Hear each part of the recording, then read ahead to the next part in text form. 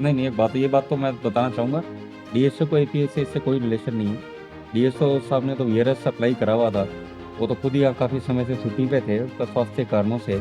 तो इसलिए उनका कोई एपीएससी से कोई संबंध नहीं था। वो खुद ही यहाँ से वीआरएस लेना चाह रहे थे, इसलिए हुए थे।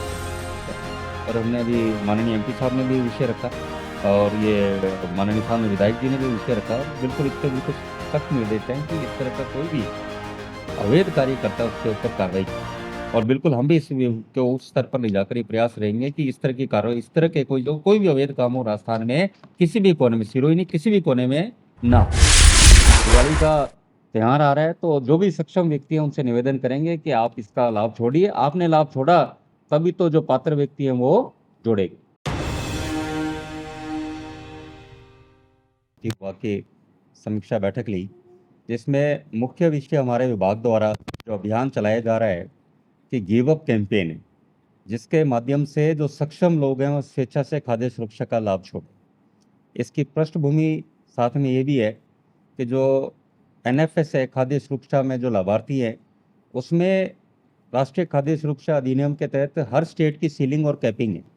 राजस्थान की ये सीलिंग है 4,46,61,960, और बहुत लंबे समय से इसमें नाम नहीं जुड़ पा रहे थे। बहुत लोग जो पात्रता रख रहे थे नहीं जुड़ पा रहे थे। तो इसमें नाम हम कैसे जोड़ें, और जो पात्रता रखने वाले में वंचित नहीं रहें, इसके लिए हमारे द्वारा माननीय मुख्यमंत्री जी श्री भजनलाल शर्मा जी के निर्देश अनुसार 1 नवंबर से गिव अप कैंपेन चालू किया गया, जिसमें 4 व्हीलर और इनकम टैक्स रिटर्न पे करते हैं वो स्वेच्छा से खाद्य सुरक्षा का लाभ छोड़ें, ये आह्वान किया गया।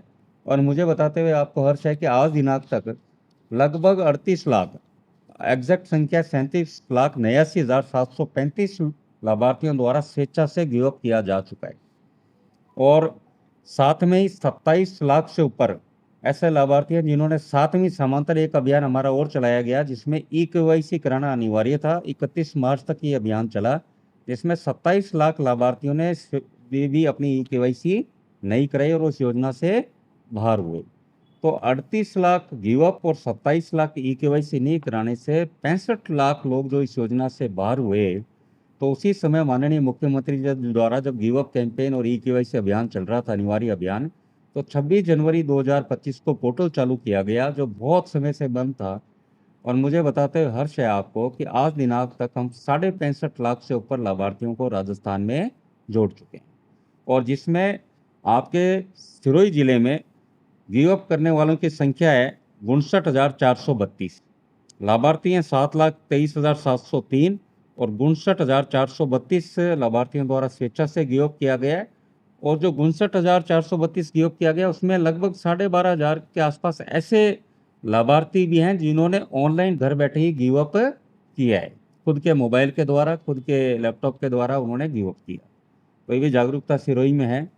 और साथ में इतनी संख्या में जैसे 59,432 गिव अप है, लगभग 60,229 लाभार्थियों द्वारा ई-केवाईसी नहीं कराई गई थी। ई-केवाईसी नहीं कराने से वो भी इस योजना से स्वेच्छा से बाहर हुए। तो कुल मिला के 1,19,661 लाभार्थी इस योजना में इस योजना में बाहर हुए हैं, और लगभग 84,817 यानी 85,000 नए लाभार्थी सिरोही जिले में इस योजना में जुड़े गए। जो राजस्थान में 65.5 लाख बताया, उसमें 84,817 सिरोही में जोड़े गए हैं, जिसमें 49,249 तो जो वर्तमान में राशन कार्ड है, एग्जिस्टिंग राशन कार्ड में एडिशन हुआ है, जैसे किसी के बच्चे हुए, कोई शादी होने के बाद महिला परिवार में आई तो उसका नाम जोड़ना, इस तरह 49,249 लाभार्थी जोड़े गए। और 8,517 2022 में जिन्होंने अप्लाई किया हुआ था, वो पोर्टल भी हमने चालू रखा ताकि परेशान नहीं हो जनता। उस पोर्टल को भी हमने चालू रखा था। और 2025 का जो पोर्टल चालू किया गया, उसमें 27,051 लाभार्थियों को जोड़ा गया। कुल मिला के 84,817।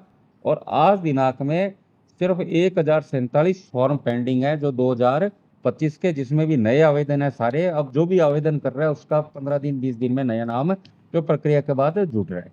उद्देश्य यही कि कोई भी पात्र व्यक्ति इस योजना से बाहर ना हो। जो सक्षम व्यक्ति हो चुका है, जैसे विकसित भारत की यात्रा में जब हम देखते हैं, विश्व बैंक और आईएमएफ कह रहा है कि भारत की 27 करोड़ की आबादी पिछले 10-11 साल में गरीबी रेखा से बाहर हुई है और विकसित भारत की यात्रा में शामिल हुई है।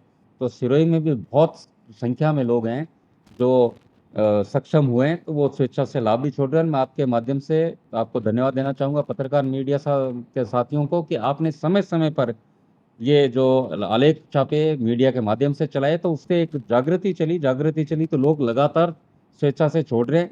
हमारा प्रयास हो रहा है, अभी 31 अक्टूबर तक अभियान है, दिवाली का त्योहार आ रहा है, तो जो भी सक्षम व्यक्ति हैं उनसे निवेदन करेंगे कि आप इसका लाभ छोड़िए। आपने लाभ छोड़ा तभी तो जो पात्र व्यक्ति हैं वो जुड़ेंगे। और एक मैं मीडिया के साथियों से और कहूँगा कि आप इसका थोड़ा एनालिसिस कीजिए और एक आर्टिकल भी देखिए कि इसमें किस तरह के लोग जुड़े गए। जो हम 85,000 बता रहे हैं कि सिरोही में नए लाभार्थी जुड़े हैं, तो आप भी एक विषय हो सकता है कि किस तरह का जुड़े गए हैं। हम ये दावे के साथ करें कि इस बार 80 से 90% वास्तव में जो पात्रता रखने वाले लोग हैं वो इस बार जुड़े। तो ये एक प्रयास रहा कि कोई भी व्यक्ति खाद्य सुरक्षा योजना से वंचित ना हो। और ये इसलिए क्योंकि ये सिर्फ माननीय प्रधानमंत्री जी के प्रधानमंत्री गरीब कल्याण कल्याण योजना से 5 किलो गेहूं ही नहीं मिलता उस परिवार को। ये 4-in-1 स्कीम है, जिसमें पहला मैंने जैसे आपको बताया प्रधानमंत्री गरीब कल्याण कल्याण योजना से 5 किलो गेहूं। दूसरा, माननीय मुख्यमंत्री जी द्वारा सरकार बनने के बाद श्री भजनलाल शर्मा जी द्वारा मुख्यमंत्री रसोई गैस सिलेंडर सब्सिडी योजना शुरू की गई, जिसमें 12 सिलेंडर उस खाद्य सुरक्षा लाभार्थी परिवार को 450 रुपए में सब्सिडी में मिलते हैं। तीसरा, मुख्यमंत्री आरोग्य आयुष्मान योजना के तहत उसे चिकित्सा लाभ। और चौथा, कल को दुर्घटना में अकस्मात मृत्यु किसी लाभार्थी की होती है तो माननीय मुख्यमंत्री जी द्वारा मुख्यमंत्री सुरक्षा दुर्घटना बीमा योजना के तहत 5 लाख उस व्यक्ति के परिवार को राशि सहायता के रूप में दी जाती है। तो ये 4 लाभ उस परिवार को मिलते हैं। और जो सक्षम लोग हैं वो मैं आपको बताते बढ़ा से वो इस योजना का भी लाभ ले रहे हैं कि 850 रुपये में प्रीमियम देकर वो चिकित्सा सुविधा का लाभ ले रहे हैं। तो इस योजना साथ में ये खाद्य सुरक्षा में गिव अप का अभियान को और ऊंचाइयों पर जाते हुए ये प्रयास आपके माध्यम से। और दूसरा एक विषय ये कि हमारे जो राशन डीलर हैं, जो उचित मूल्य दुकानदार हैं, माननीय मुख्यमंत्री जी द्वारा उनकी मांग पर इस बार बजट में 10% उनका कमीशन बढ़ाया गया। जो लंबे समय से लंबित उनकी मांग रही, तो उन्हें 150 रुपये 70 पैसे प्रति कुंतल उन्हें अभी राशि मिल रही है, उनका कमीशन मिल रहा है।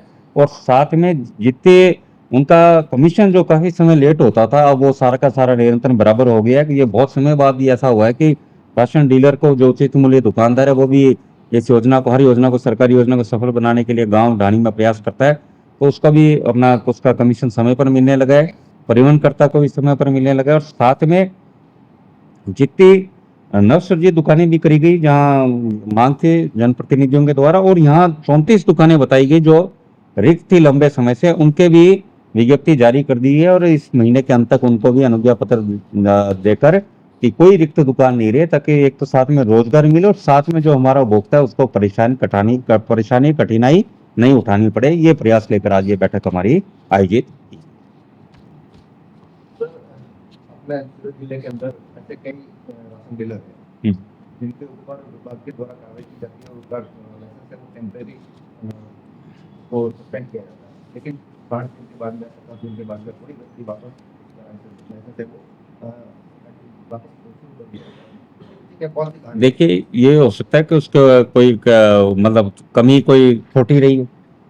यदि कहीं ना कहीं मान लो कोई कारणवश कोई दुकान बंद रहे, कोई कारण उसका पारिवारिक कारण रहा हो, मेडिकल कारण रहा हो, जिसके कारण कहीं ऐसा अकस्मात उसे करना पड़ा, वो देखो सभी को हो सकती है। बाकी ये हमारा विभाग इस बार मैं आपको दावे के साथ कह रहा हूँ, कहीं भी हमारे पास गंभीर शिकायत आ रही है तो उसके खिलाफ कार्रवाई की जा रही है, निलंबित होती है, उसके 90 दिन के अंदर अंदर उसको निरस्त करने की प्रक्रिया जो रहती है। यदि उस पर गंभीर आरोप है तो बिल्कुल विभाग कठोर है। और इसी क्रम में जो आपने बात रखी, इसी क्रम में हम ये प्रयास है कि कोई भी दुकान रिक्त नहीं रहे, जो भी दुकान निरस्त है जिसका लाइसेंस, उसका इसमें इंटरव्यू कर विज्ञप्ति जारी कर अक्टूबर माह तक वो नियुक्ति दे दी जाएगी वहाँ राशन डीलर की, ताकि इस तरह के जो जब रिक्त होती है तभी वो कहीं ना कहीं किसी को चार्ज दिया जाता है। तो हमारा प्रयास रहेगा ये नहीं रहे। और एक हम विभाग में हमारा ये कर दिया गया है कि कोई भी दुकान निरस्त होगी उसका स्वतः ही इंटरव्यू अगले माह कॉल कर दिया जाएगा, ताकि लंबे समय तक वो दुकान निरस्त न रहे।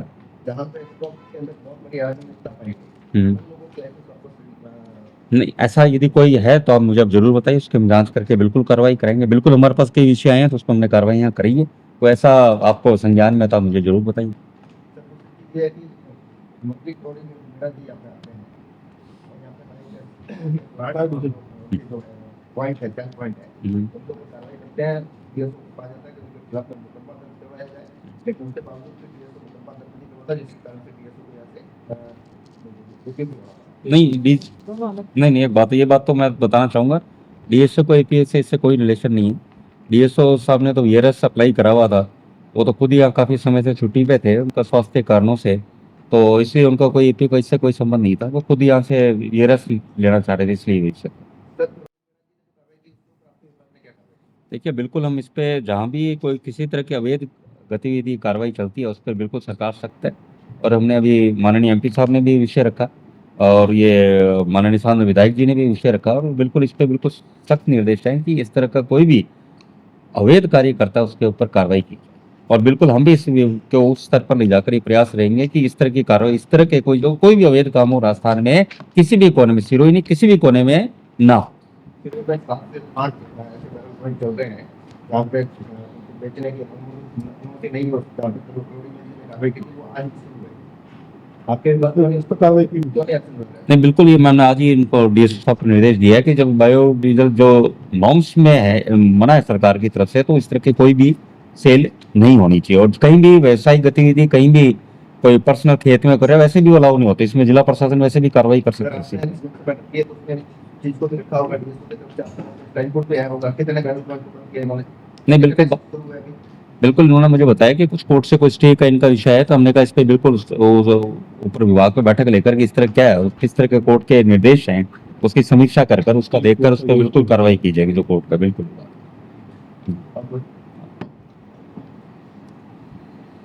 सर, अनेक सरकारी प्रयासों के बावजूद आज भी सिरोही जिला कुपोषण से घिरा हुआ है।